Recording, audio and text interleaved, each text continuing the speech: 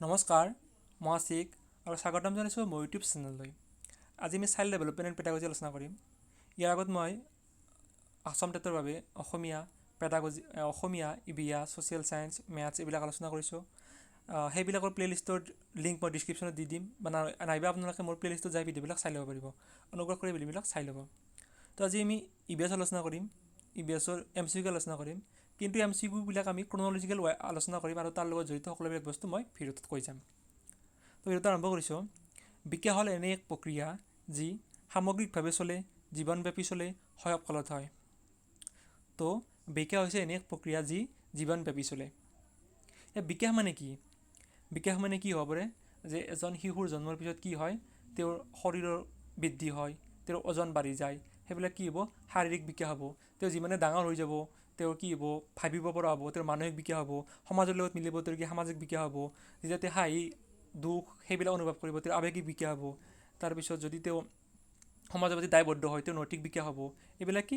বিকাশৰ ভাগ। অৰ্থাৎ মানুহৰ বিকাশ কি কি ক্ষেত্ৰত হ'ব পাৰে? সামাজিক দিশত হ'ব পাৰে, মানসিক দিশত হ'ব পাৰে, শাৰীৰিক, আৱেগিক এইবিলাক দিশত কি মানুহৰ বিকাশ হ'ব পাৰে। এতিয়া আছে বৃদ্ধি। বৃদ্ধি কি? বৃদ্ধি হৈছে বিকাশৰ এটা অংশ। কেনেকুৱা অংশ? যে বিকাশৰ যোনটো শাৰীৰিক বিকাশ আছে সেইটোৱে হৈছে বৃদ্ধি। অৰ্থাৎ মানুহৰ শাৰীৰিক বিকাশটোৱে হৈছে বৃদ্ধি। আৰু বৃদ্ধি কি হ'ব? সাধাৰণতে আমি কি দেখা পোৱা যায়, কিন্তু বৃদ্ধিৰ বাহিৰে যিবিলাক বিকাশ থাকে সেইবিলাক বিকাশ সাধাৰণতে দেখা পোৱা নাযায়। বিকাশ বুলি ক'লে এনে পৰিণত অৱস্থা আৰু অভিজ্ঞতাক বুজায় যি বিভিন্ন পৰিৱৰ্তনৰ মাজেৰে ধাৰাবাহিকভাৱে ঘটে। উক্তিতকাৰ EB হাৰ্বলক, GS মাৰ্মাৰ, ৰবাৰ্ট M লিবাৰ্ট। তো বিকাশ বুলি ক'লে এনে পৰিণত অৱস্থা আৰু অভিজ্ঞতাক বুজায় যি বিভিন্ন পৰিৱৰ্তনৰ মাজেৰে ধাৰাবাহিকভাৱে ঘটে। উক্তিটো দিছিল EB হাৰ্বলক। কেতিয়াবা আপোনালোকে EB হাৰ্লক বুলি পাব পাৰে কিছুমান কিতাপত। তাৰপিছত কুৱেশ্যনটো আলোচনা কৰিছোঁ। বিভিন্ন দাৰ্শনিক তথা মনোবিজ্ঞানীসকলে মানুহৰ জীৱনটোক বিকাশৰ স্তৰণীৰে ভাগ কৰিছে দুটা ভাগত, তিনিটা ভাগত, চাৰিটা ভাগত। তো বিভিন্ন দাৰ্শনিক তথা মনোবিজ্ঞানীসকলে মানুহৰ জীৱনটোক বিকাশৰ স্তৰ অনুসৰি চাৰিটা স্তৰত ভাগ কৰিছে।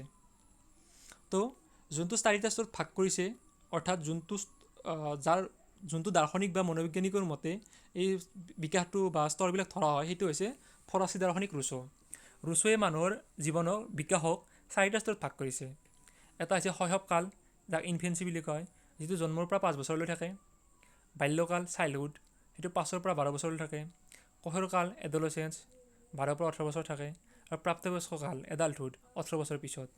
তো যোনটো আমি কুৱেশ্যন আলোচনা কৰিলোঁ যে বিভিন্ন দাৰ্শনিক তথা মনোবিজ্ঞানীসকলে মানুহৰ জীৱনটোক বিকাশৰ স্তৰ অনুসৰি ভাগ কৰিছে চাৰিটা ভাগত। আৰু এই ভাগকেইটা কাৰ পৰা লোৱা হৈছে? যে ৰুছোৰ পৰা লোৱা হৈছে। ৰুছোৰ এইবিলাক ভাগ লোৱা হৈছে। আৰু ৰুছোই যে ভাগ কৰিছে সেই ভাগবিলাক তেওঁ ক'ত উল্লেখ কৰিছে? তেখেতৰ এখন বিখ্যাত গ্ৰন্থ আছিল এমিল বুলি। এইটো ইম্পৰ্টেণ্ট কুৱেশ্যন, আপোনালোকে মনত ৰাখিব। তাৰ উপৰিও কিছুমান মনোবৈজ্ঞানিক আছে যিবিলাকে মানুহৰ জীৱনৰ বিকাশৰ স্তৰক ভাগ কৰিছে। যেনেকৈ মনোবিদ ড্ৰাইভাৰে মানুহৰ জীৱনৰ বিকাশৰ স্তৰক 6টা ভাগত ভাগ কৰিছে। আৰ্নষ্ট জনছে মানুহৰ জীৱনৰ বিকাশৰ স্তৰক 4টা ভাগত ভাগ কৰিছে। বিকাশৰ দুটা প্ৰধান উপাদান হ'ল বংশগতি আৰু পৰিৱেশ, পৰিৱেশ আৰু সমাজ, পৰিয়াল আৰু সমাজ। তো বিকাশৰ দুটা প্ৰধান উপাদান হৈছে বংশগতি আৰু পৰিৱেশ। কাৰণ বংশগতি মানে কি? যোনটো বংশগতভাৱে বস্তু মানুহ এটাৰ আহে, অৰ্থাৎ মাক দেউতাকৰ পৰা, তেওঁৰ ককা আইতাৰ পৰা যিবিলাক বস্তু তেওঁৰ শৰীৰলৈ প্ৰবাহিত হয়, সেইটো হৈছে বংশগতি। পৰিৱেশ মানে কি? জন্মৰ পিছত যি তেওঁ পৰিয়ালত থাকিব, সমাজত থাকিব, তাৰ পৰা যিবিলাক আয়ত্ব কৰিব সেইবিলাক। অৰ্থাৎ বিকাশত যি বিকাশ হয় দুটা বস্তুৰ পৰা, এটা হৈছে বংশগতিৰ প্ৰভাৱ, এটা হৈছে পৰিৱেশৰ প্ৰভাৱ। শিশুৰ বিকাশ আৰম্ভ হয় মাতৃগৰ্ভৰ পৰা, জন্মৰ পিছৰ পৰা, তাৰপিছত 2 বছৰৰ পৰা। তো শিশুৰ বিকাশ মাতৃগৰ্ভৰ পৰা আৰম্ভ হৈ যায়, কিয়নো মাতৃগৰ্ভতে শিশুৰ 9 মাহলৈ থাকে আৰু তাতে বিকাশ আৰম্ভ হৈ যায়, শাৰীৰিক বিকাশ তাত আৰম্ভ হৈ যায়। প্ৰশ্ন সোধাৰ বয়স বুলি কোৱা হয় শৈশৱকালক, বাল্যকালক, কৈশোৰকালক। তো প্ৰশ্ন সোধাৰ বয়স বুলি কোৱা হয় শৈশৱকালক। আমি সকলোৱে জানো যেতিয়া ল'ৰা ছোৱালীবিলাক সৰু থাকে, সিহঁতে যিকোনো বস্তু জানিবলৈ ইচ্ছা কৰে, সেইকাৰণে সিহঁতে বাৰে প্ৰতি প্ৰশ্ন সুধি থাকে, এইটোৱে কি, সেইটোৱে কি। তো সেইবিলাক কি? যে সৰু যেতিয়া শৈশৱকালত থাকে না, ল'ৰা ছোৱালীবিলাকৰ যিকোনো বস্তুৰ প্ৰতি এটা কৌতূহল মনোভাৱ থাকে, যিহেতু বস্তু জানিব ইচ্ছা কৰে, সেইকাৰণে কি কৰে? বাৰে বাৰে প্ৰশ্ন সুধি থাকে। শিক্ষা আহৰণৰ বয়স বুলি কোনটো স্তৰক কোৱা হয়? শৈশৱকালক, বাল্যকালক, কৈশোৰকালক। তো এইটোতো ইম্পৰ্টেণ্ট কুৱেশ্যন, লগতে এইটো ইজিও হয় যে শৈশৱকালত যেনেকৈ সৰু ল'ৰা ছোৱালীবিলাকে প্ৰশ্ন সুধি থাকে, বাৰে প্ৰতি প্ৰশ্ন কৰি থাকে, সেনেকৈ কি হয় যে যেতিয়া শৈশৱকালৰ পৰা, জন্মৰ পৰা 5 বছৰ যেতিয়া শেষ হৈ যাব, যেতিয়া স্কুললৈ যাব আৰম্ভ কৰিব, বাল্যকাল পাব। বাল্যকাল কেতিয়াৰ পৰা আৰম্ভ হয়? 5 পৰা 12 বছৰলৈ বাল্যকাল আৰম্ভ হয়। আৰু শিক্ষা আহৰণ কেতিয়া কৰে? সাধাৰণতে ল'ৰা ছোৱালীবিলাকে 4 পৰা 5 বছৰতে স্কুললৈ যাব আৰম্ভ কৰে। সেইকাৰণে কি হ'ব, শিক্ষাৰ অৰণ্য বয়স বুলি কাক ক'ব, বাল্যকালক ক'ব।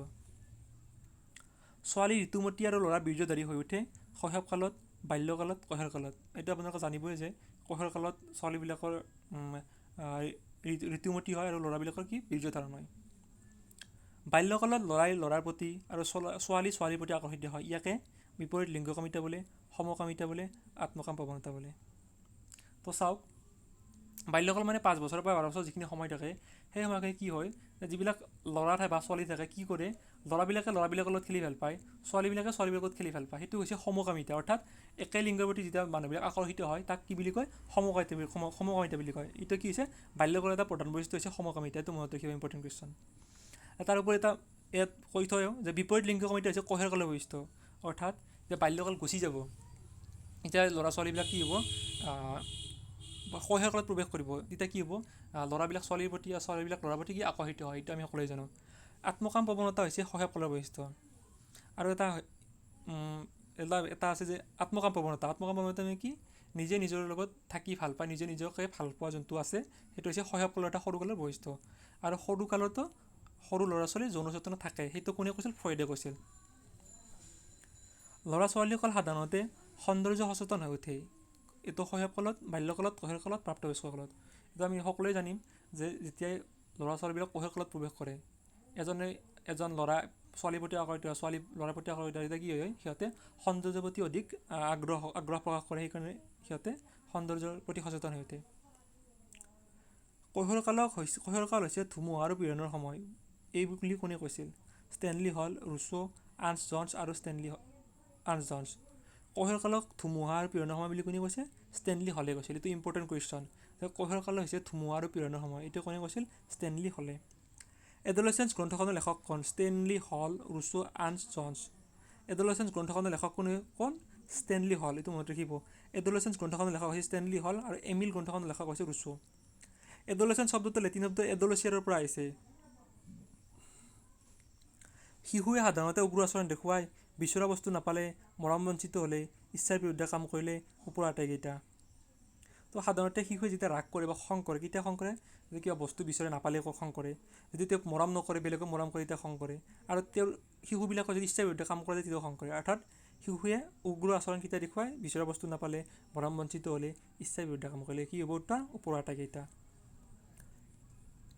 শিশুৱে সাধাৰণতে উগ্ৰ আচৰণ দেখুৱালে শিক্ষক অভিভাৱকসকলে ধৈৰ্য আৰু আত্মনিয়ন্ত্ৰণৰ ভাৱ প্ৰদৰ্শন কৰিব লাগে, কটু সমালোচনা কৰিব লাগে, চৰম মানসিক শাস্তি প্ৰদান কৰিব লাগে। তো চাওক, শিশুৱে যদি উগ্ৰ আচৰণ দেখুৱায়, শিক্ষক হওক বা অভিভাৱক হওক, তেওঁলোকে কি কৰিব লাগে, ধৈৰ্য ধৰিব লাগে আৰু আত্মনিয়ন্ত্ৰণৰ ভাৱ প্ৰদৰ্শন কৰিব লাগে। তেওঁলোকক কি বুজিবলৈ চেষ্টা কৰিব লাগে আৰু তেওঁলোকৰ সহমতি দিব লাগে, তেওঁলোকক মানে বুজাবলৈ চেষ্টা কৰিব লাগে, না কি তেওঁলোকক খং কৰিব লাগে, গালি দিব লাগে। চিগমণ্ড ফ্ৰইড এজন নিউৰলজিষ্ট থাকে অষ্ট্ৰেলিয়াৰ, ভালদৰে মনত নাই বাৰু। ফ্ৰইডৰ মতে শৈশৱকালত শিশুৰ যৌন চেতনা থাকে, নাথাকে, অলপ থাকে। মই এইটো অলপ কৈছিলোঁ যে শৈশৱকালতো, সৰুকালতো শিশুবিলাকৰ যৌন চেতনা থাকে, আৰু এইটোক তেওঁ কি বুলি কৈছে, আত্মকাম প্ৰৱণতা। তো আজি আমি ইয়াত 15টা MCQ ডিছকাশ্যন কৰিলোঁ। আশা কৰোঁ যে আপোনালোকে ভাল পালে। যদি ভিডিঅ'টো ভাল পালে ভিডিঅ'টো লাইক কৰি দিব, আৰু যদি চেনেলটো প্ৰথমবাৰৰ বাবে আছে চেনেলটো ছাবস্ক্ৰাইব কৰি দিব। আৰু আপোনালোকে মোৰ প্লেলিষ্টত যায়ো মোৰ আগৰ ভিডিঅ'বিলাক EVS হওক, অসমীয়া হওক, মেথছ বা ছ'চিয়েল ভিডিঅ'বিলাক চাই ল'ব পাৰিব। মই বহুত ভাল ভিডিঅ' বনাইছোঁ, আপোনালোকৰ নিশ্চয় কামত দিব। ধন্যবাদ, কাইলৈ লগ পাম।